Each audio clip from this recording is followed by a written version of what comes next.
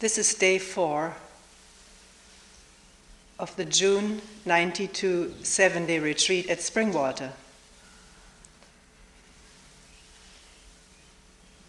I wrote down very few questions this time. Here they are.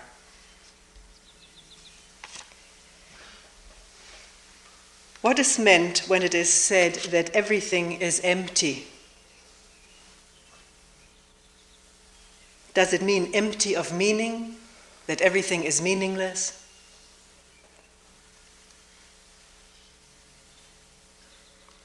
Here is a composite of many questions, this whole thing of overdoing, doing too much, not doing, resistance to doing has generated quite a bit of discussion in groups and also individual meetings. So here is a composite of several things that came up.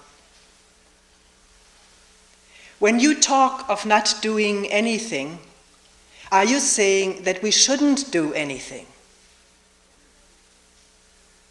What about doing something that we really love to do? Like, for instance, making a garden, growing things, taking care of plants and flowers, or writing stories or poems, or working with people who have problems, who have difficulties, who are in an emergency, or working with people who have AIDS or are in prison.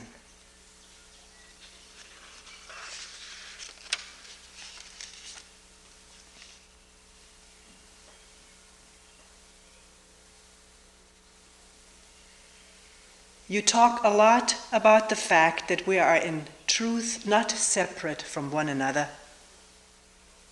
But I feel separate most of the time, if not all of the time. What do you mean by saying that we all share the same human consciousness?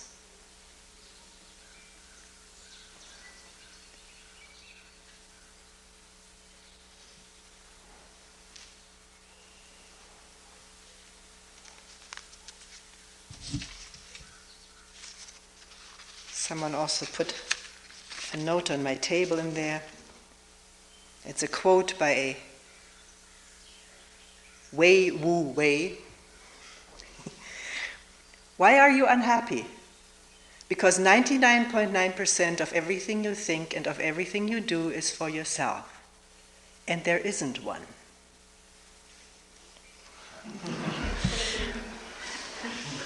Then why are we unhappy?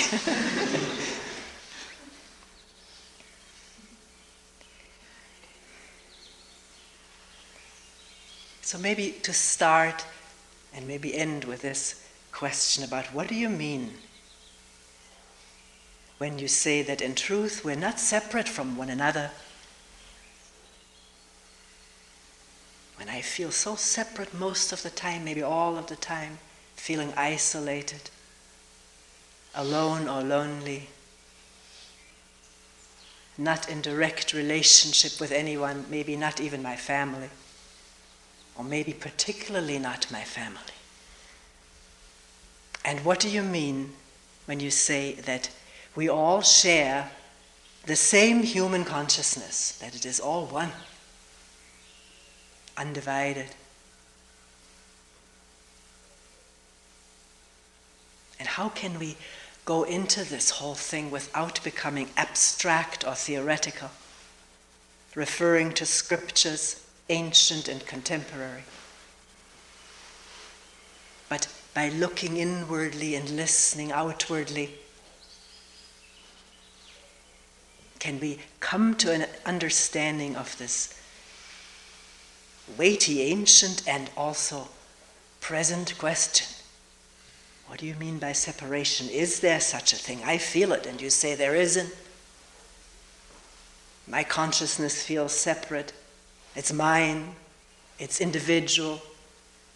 We read a question the other day, someone saying, if I hear you talk about conditioning, that all of us respond from old conditionings and programs, it sounds as though you're saying we're just walking around like robots. And that, I don't like to think in those terms. Aren't we all unique, one person said.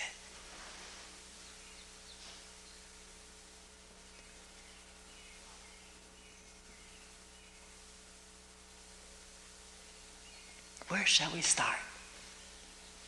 Shall we start from listening right now?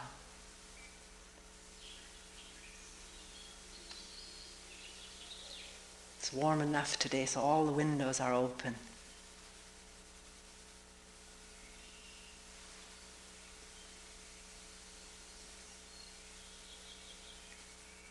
Is the listening spacious, open, non-preferential? I'd rather hear this than that. I'd rather have the sun than the clouds. I'd rather listen freely than feeling closed up. There's the calling of birds, isn't there? It's there, isn't it? Just to listen.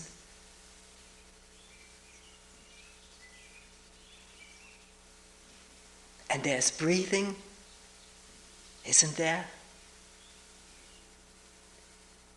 In every one of these human beings sitting here together, in every one of us there's breathing going on and listening. Of course, one of us may be deaf, but there can be listening too, even if we're deaf, to the sounds of silence. The breathing is there, isn't it? It doesn't have to be in any which way. It doesn't have to be long or short, deep or shallow. It's what it is. What is it? Can we listen?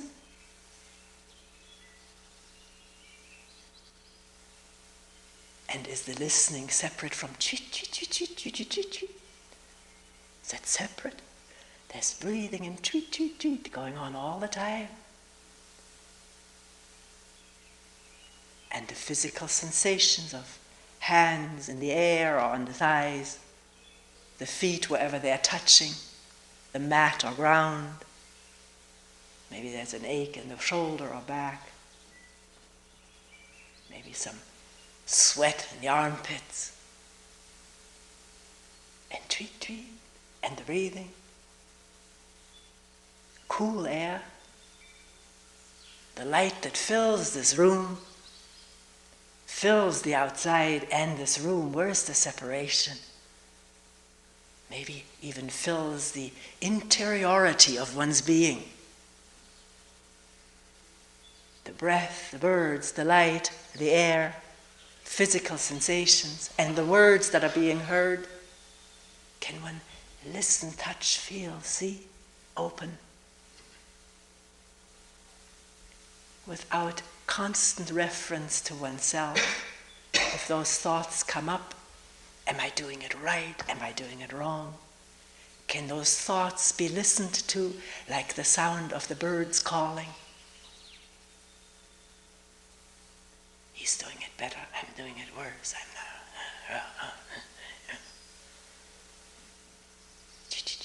And the breathing, the touch of the body with the hands, the touch of the body to the floor or mat. In this listening which is open, spacious, not judged, not preferential, not excluding this from that, not calling anything a distraction. If I call it a distraction, let me listen to it. What is it? And hear whatever's there, thoughts or emotions, and the birds, the breathing. In this listening, where is the division between you and me? I don't feel it, I don't see it, it's not there. It's one listening, isn't it? One breathing and bird calling and sensing. Of course, obviously my body feels a little bit different from yours. But that's true for both of us. Our bodies feel different. It's universally true. But in this openness of listening and not worrying about doing it right or wrong, abstaining from comparison, just it's not to be compared, is it? It's just there.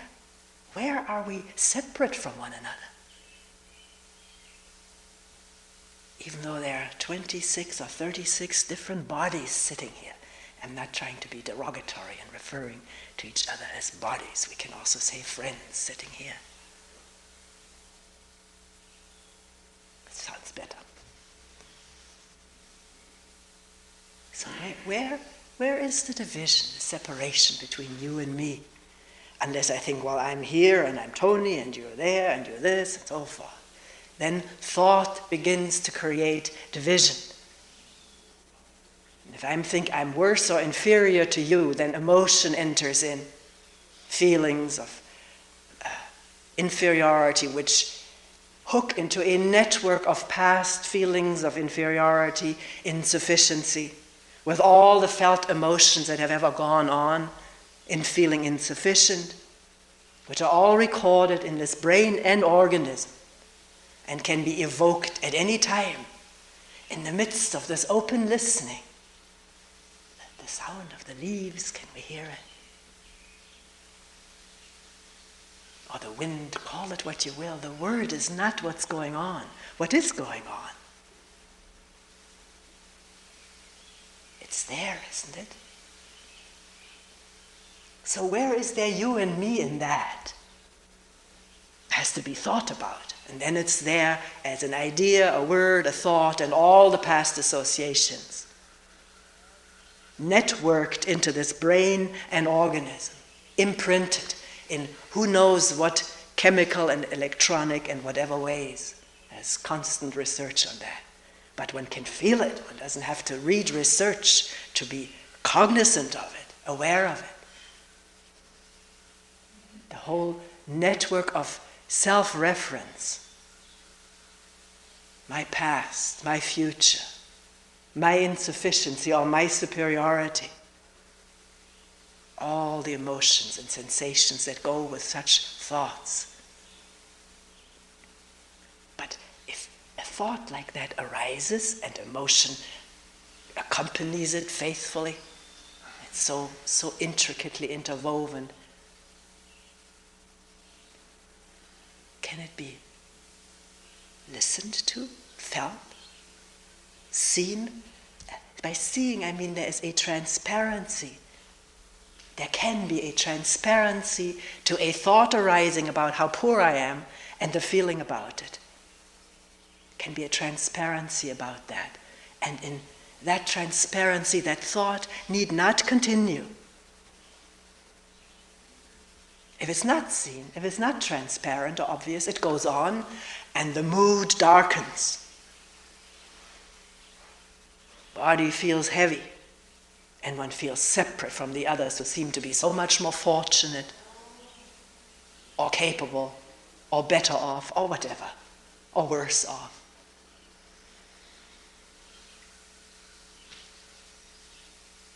So, can we get a bit of a feeling or insight, or maybe just intellectual understanding, it doesn't matter, of the fact that in open listening to what is actually there this moment, where is the division? I don't see any. I don't feel any. I don't hear any. I don't think any.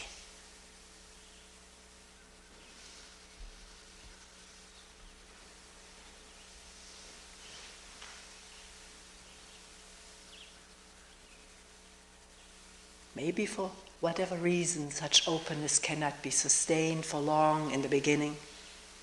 It increases in strength and duration. Why, how, who knows? In doing this, what we're doing, listening, sitting, getting together quietly, discussing things, talking about it, inquiring into ourselves and each other, and therefore attending intensely together with a shared energy which anyone who participates in an intense group discussion feels, that shared energy of looking together, exploring together. And with that, this awareness and listening ceases to be just that of a firefly and has some stability, but not to hanker for it, or wait on it, or expect it, or want it, because that's not attention. That's the circuit of me wanting to be better, which is ancient, wired into this whole system, wanting to be better, wanting to progress, to achieve, to become somebody worthy, to save oneself from the pain of unworthiness, which is just a pain of past conditioning. The thought of unworthiness and the treatment one may have gotten as being unworthy, lack of love or care and nourishing, that has left a pain and that is evoked anytime I think I'm not worthy and therefore must become somebody.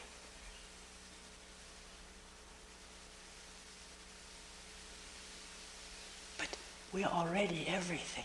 The wind, the birds, the breath, the trees moving, close stars and distant stars. Where is the division? When thought doesn't create it, but the mind is openly what? Perceiving. The word can't capture it. Open. Unobstructed. The energy not in the circuit of my past and present and future, but here, listening, attending together.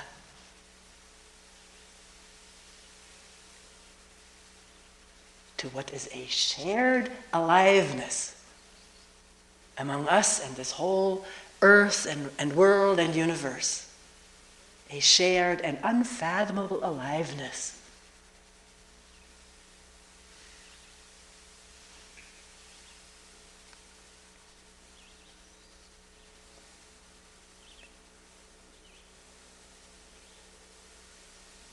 Now, one may think, here you go again, painting pies in the sky.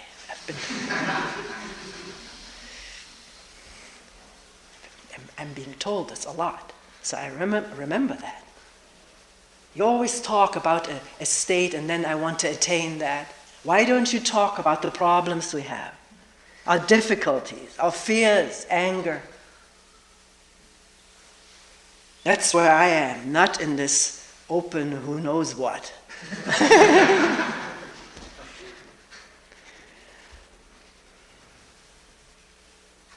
A lot of resonance.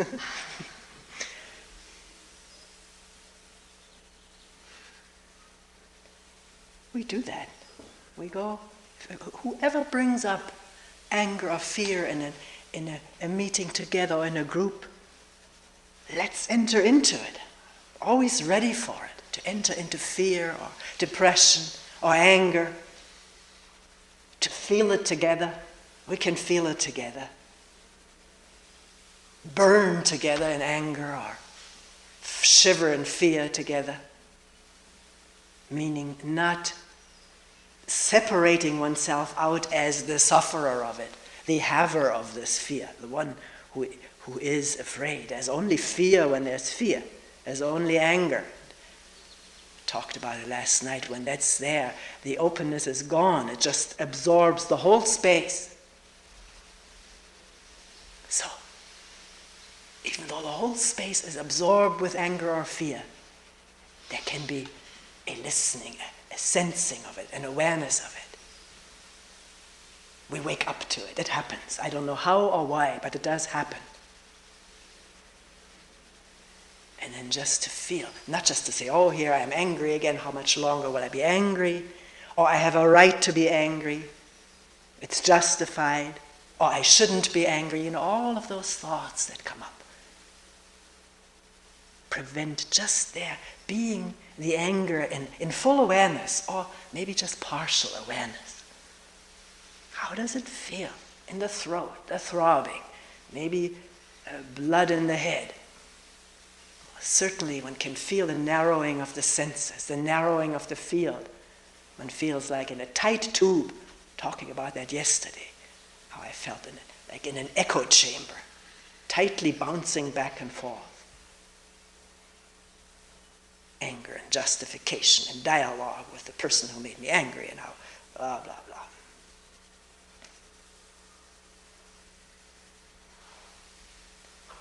In that state of caught upness in something that happened to us and comes up as a remembrance, or as it comes up this moment, you say something to me and I get angry over it.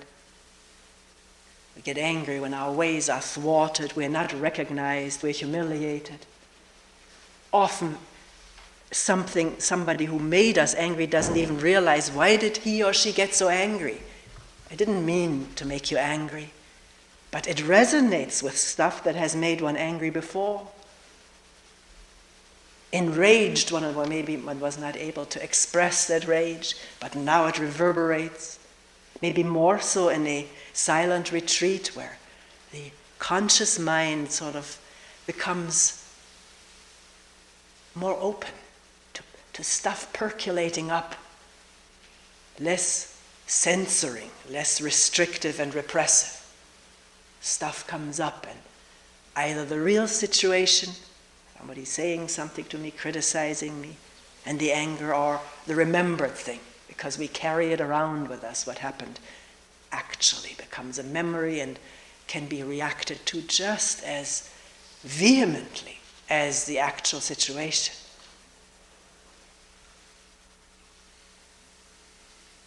In that state of fear, anger, concern about revenge, paying back to him what he did to me, or the pain of loneliness, the agony of wanting someone, feeling so unloved, pain of that, and wanting relationship, people, wanting someone's love, wanting to be held, whatever. In that state, in these states, whatever they are, they change, they're different for you and me at this time or that time, different alternations for each person of these states, in that there isn't this spacious openness. One may not even realize that the wind is moving the trees, that the leaves are fluttering and shivering and rubbing against each other. Birds are twittering, and the breath is there, maybe choppy, or when it's fear or anger. But there can be a waking up to this state anytime. It doesn't matter how involved or enwebbed one may be. There can be a waking up to what's going on. And then can there just be a simple listening?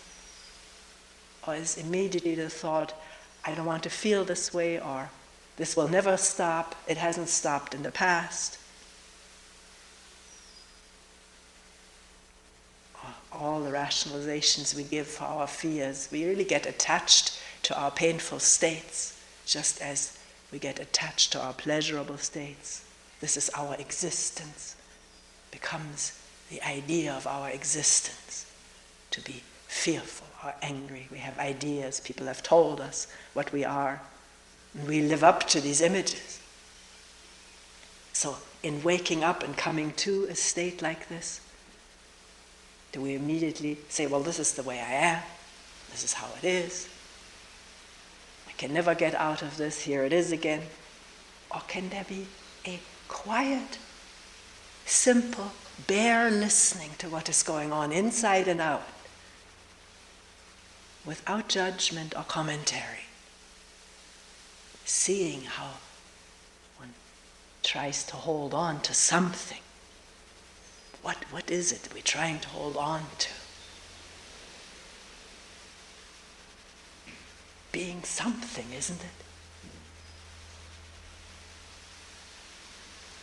Being something no matter how miserable or how whatever. This is what I am. And I need to continue as something.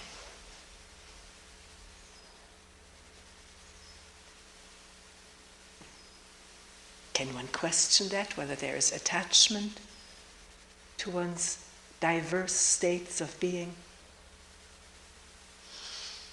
attachment meaning a fear of letting go, a fear of having nothing to hold on to, of being nothing.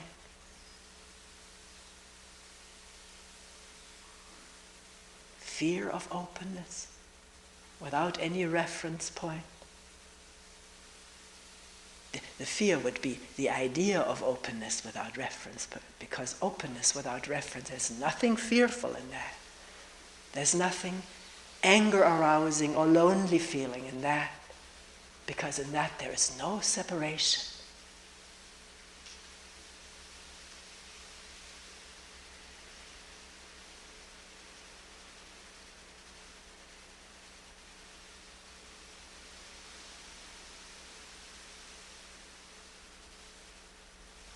Are all of our fears, all of our angers, all of our loneliness and sorrow connected, in fact, with this feeling of separation?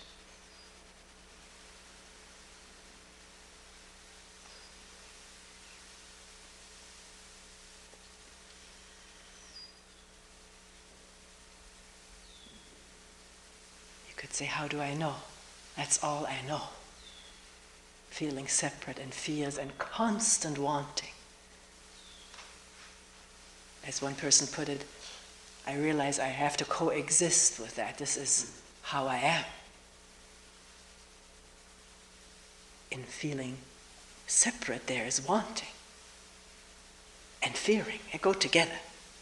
Wanting and fearing are never separate from each other, just like pain and pleasure. Never really separate from each other. One conditions the other. If we have pleasure and we're afraid we may be losing it,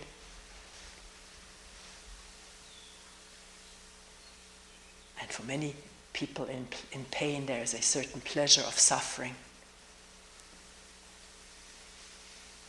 I just read recently, it was very interesting, that in the brain the pleasure and pain center are so closely located together that you cannot incite or stimulate one without the other, which would explain a lot.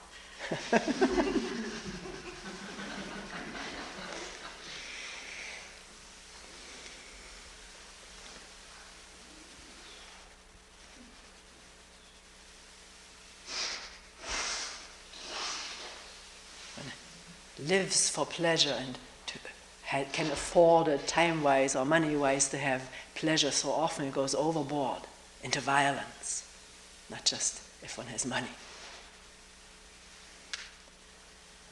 The pleasure to inflict pain or to suffer it.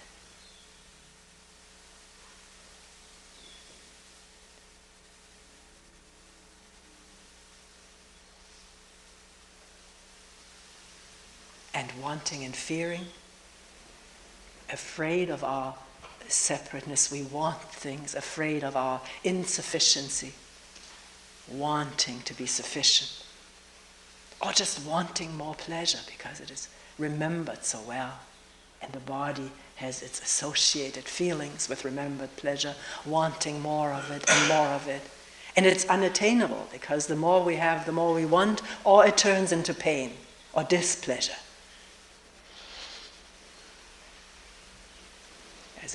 A saying that I heard as a child by the adults, it was over the long Christmas holidays when families would get together and guests, and there were endless good meals.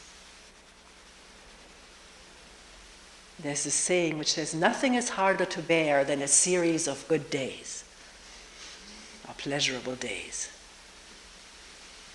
We OD on anything after a while. We talked about that in a recent retreat, getting used to things. This organism is programmed to get used to things, pain or pleasure. And if it is the pleasure one wants, one needs to have greater doses to which one gets used, and then the body, something snaps, body can't take it anymore.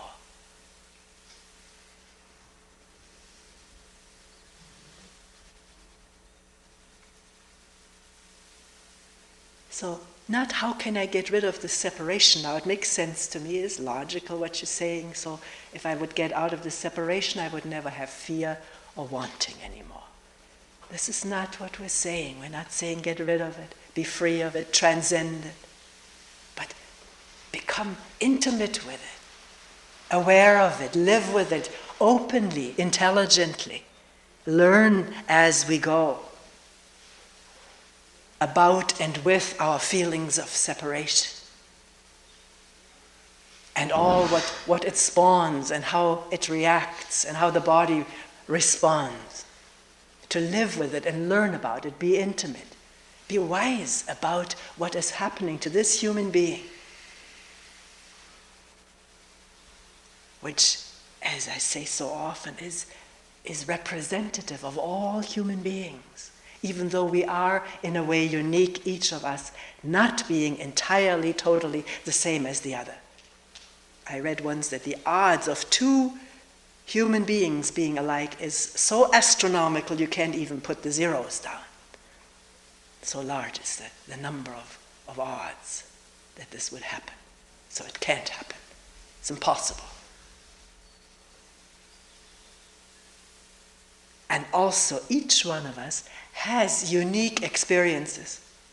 Even two twins, one-egg twins, don't have the same experiences. Same experiences as with their parents. As they walk down the street, one may look left, one may look right and see different things. One may be traumatic, the other not.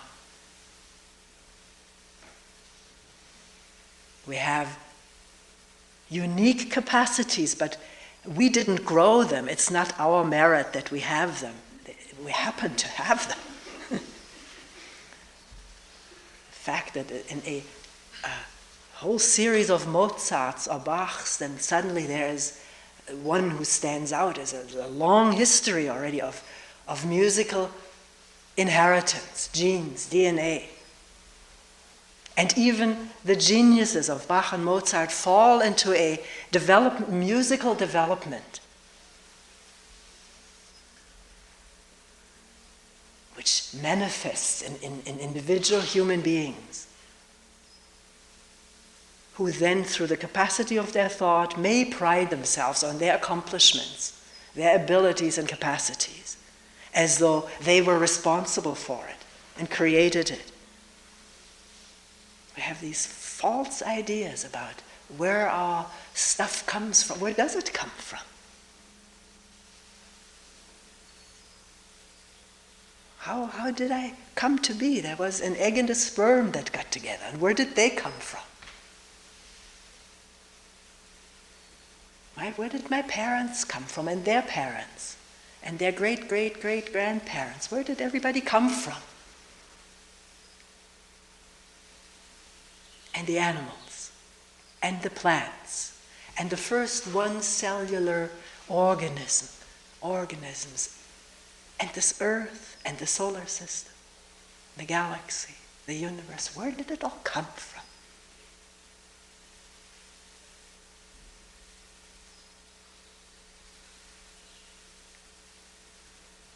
There are lots of theories, of course, but the answer is, I don't know. From everything or from nothing. And so here we sit, coming from everything and from nothing.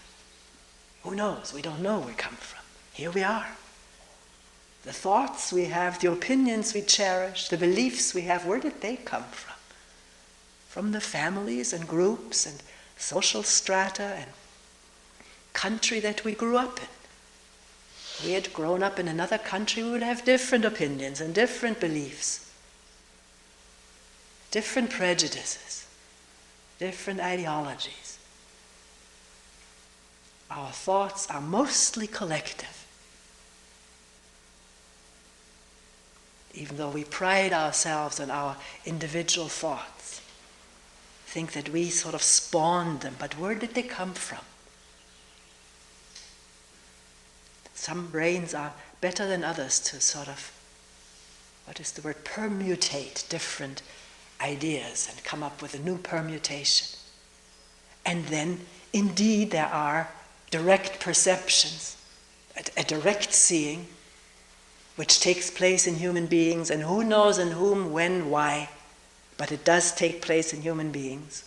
I think everyone has that potential capacity for there to be a direct insight, a direct seeing, artistically, mathematically, or spiritually. And that becomes thought again, doesn't it? It's being expressed, it's being written down, it's being thought about and read and listened to and chanted, and it becomes more collective thought. Or can the seeing be fresh again, free from the past that has become a collective thought?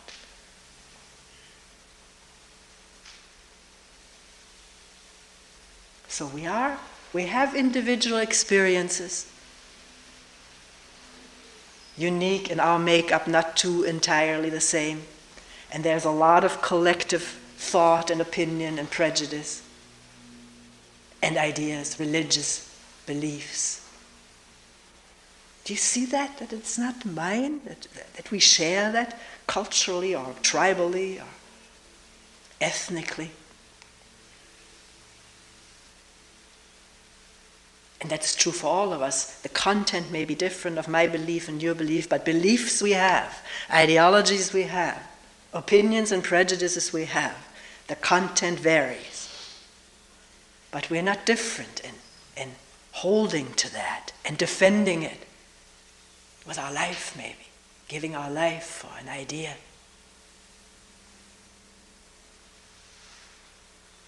A movie comes to mind recently, or last year I saw it. Henry, I don't know how many is, the third was it, or the eighth, or the sixth?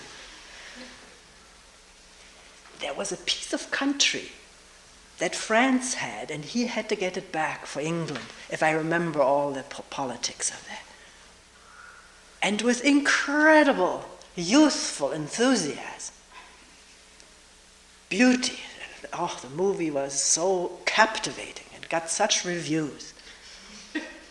He inspired a bunch of tramps and hoodlums, people in rags, to march forward facing this well-equipped French army.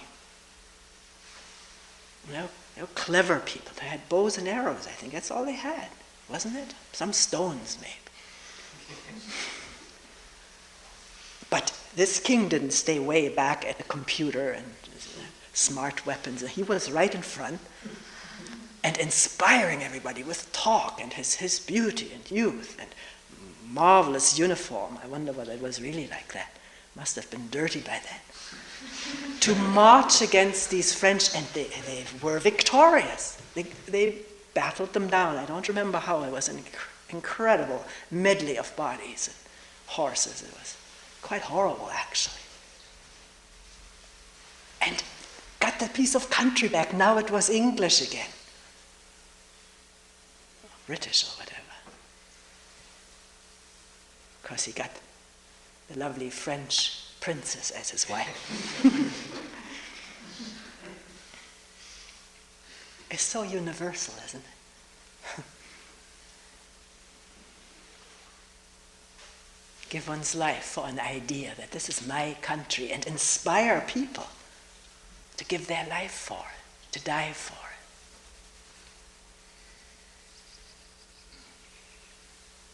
Now, the content of each battle is different. Content of the ideas. Here we had to liberate Kuwait. That wasn't really the only motive. We had to have the oil. But inspiring it was for the American people. For a lot of them. Maybe not all of them. I know quite a few weren't inspired by it. But the yellow ribbons were sold out.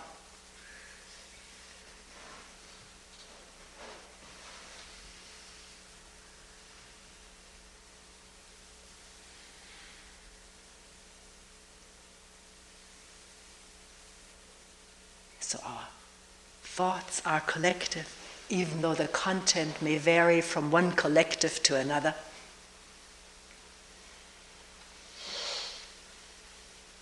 How can we hold all of that and not get enmeshed in enmity against each other? Because it is a fact, we all have our opinions and prejudices. I don't have to go over it. We all have them, someplace or other.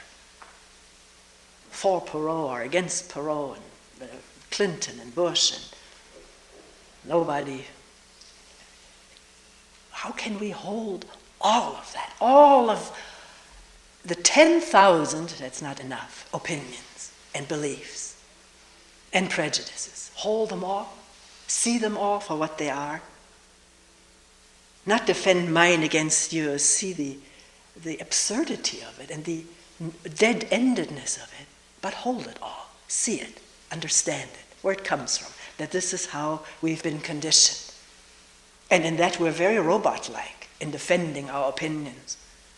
Even though we may look as beautiful and inspiring as this Henry, I don't know how many of them. Nobody would have thought he was a robot, but he was acting on a conditioning. My country, my glory, my princess. So can we see it all in a loving way, or I don't want to get syrupy about it. Hold it without any antagonism. One meets with a board of trustees or with one's co-workers or wherever, and one sees all these different opinions and ideas and prejudices and ignorances, including one's own. Does one see one's own? Usually we always see others much better, much clearer than one's own. See it all, hold it all, and still be related with each other, even though we don't share the same opinions. But we see the absurdity of them, in a way, the collectiveness, the conditionedness of them. The conditioning, the conditionedness. They are not the truth. The truth is that they are conditioned, the opinions, the assumptions, the beliefs.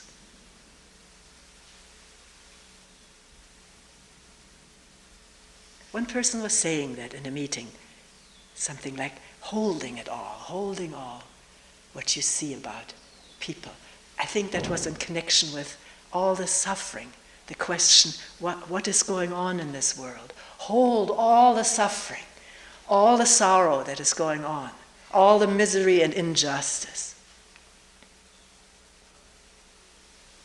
the pain, the crying, the loss. People shooting down each other's homes and children and wives, and men dying for ideas of my country. Hold that all with the wind and the trees and the breathing of this organism, which is as unfathomable as this whole universe in its functioning.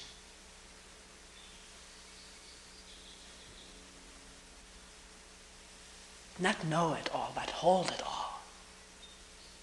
Not holding on, I don't mean that. Just, it's all there. Comprehended, meaning the hands around it all, the arms around it all.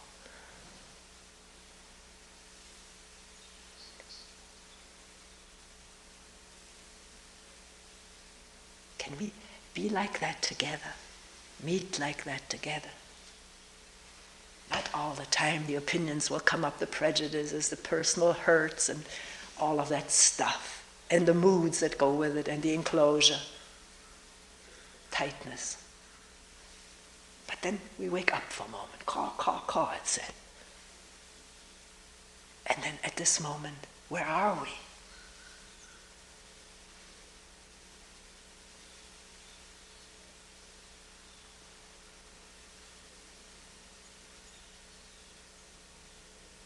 Where are we?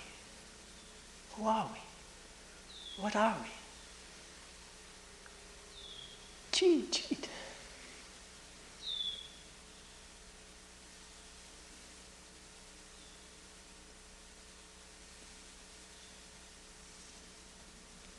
Somebody said, what do Buddhists mean when they say everything is empty?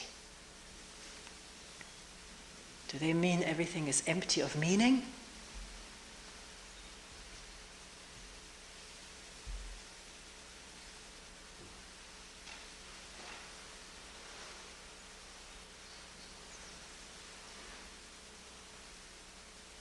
Leaving the Buddhists out for the moment,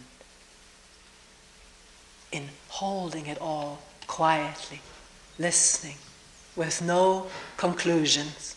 Conclusion means closing it all up. Open, no conclusions. Holding it all.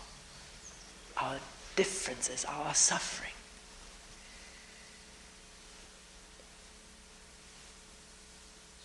Antagonisms, pains, lonelinesses.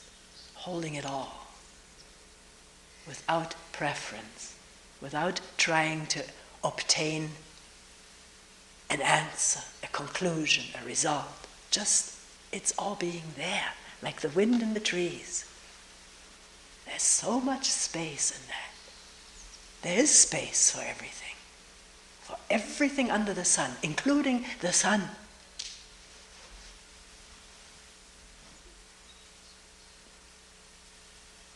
And in that space, what is there? Except spacious, open, listening, whatever you want to call it. No division. No holding on to me and you. Even though those ideas have their place and have their space. In vast empty space.